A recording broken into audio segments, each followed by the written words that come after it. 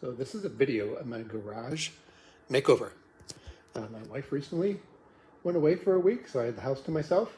And I bought an older home, 1986 year home, and the garage was pretty rough shape. It had a painted floor. The previous owners owned a golf cart, and they had a golf cart parked over here, and the batteries puked. So the acid really did a number on the floor. And the floor in general was in pretty rough shape. It had probably been painted 15 plus years ago. So it was desperately in need of cleanup. The walls were looking pretty ratty. So I started by removing a central vac unit that we don't longer use. It was hanging on the wall. It stunk. It just wasn't being used. I love those holes because I'm going to put my level 2 charger over there. And the bracket, I actually have it, will cover everything so you won't see that. And that'll actually be the location of my level 2 car charger. This ledge I just repainted. It's concrete. What's really funny is if you look at it close, I'm gonna try to get in close. You can see how bumpy it is and how they definitely like layered concrete over. That should be a smooth edge. So what I found was when I was cutting this last row of tiles, I couldn't get them even because the wall's not even. It was obviously hand troweled, and whoever did it didn't really, finesse it. So there's no straight lines, which is fine. I think it looks really good.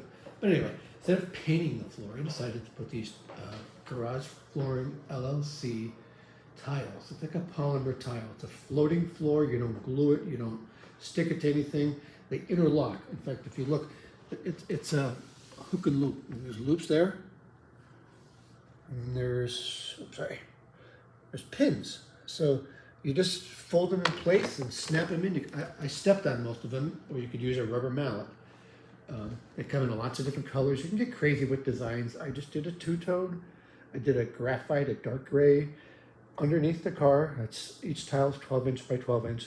So I did 7 grays. That gives me 7 feet, which we drive a Grand Cherokee, and that fits perfectly. So any tire marks, if it does leave them, they'll be on the gray. It shouldn't be too noticeable.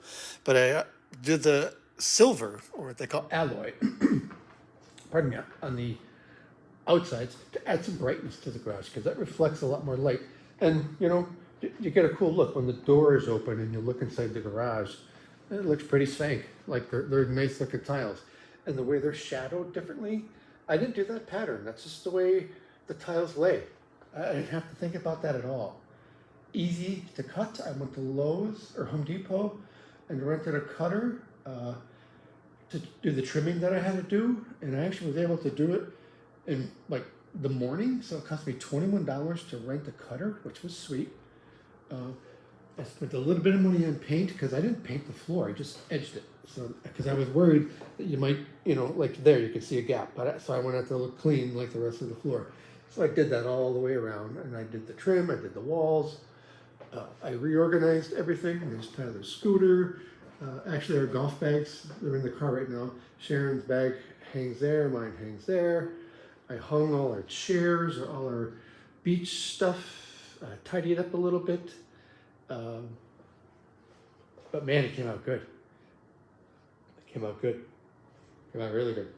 I actually pulled the fridge out and everything and ran it right to the floor. So we're wall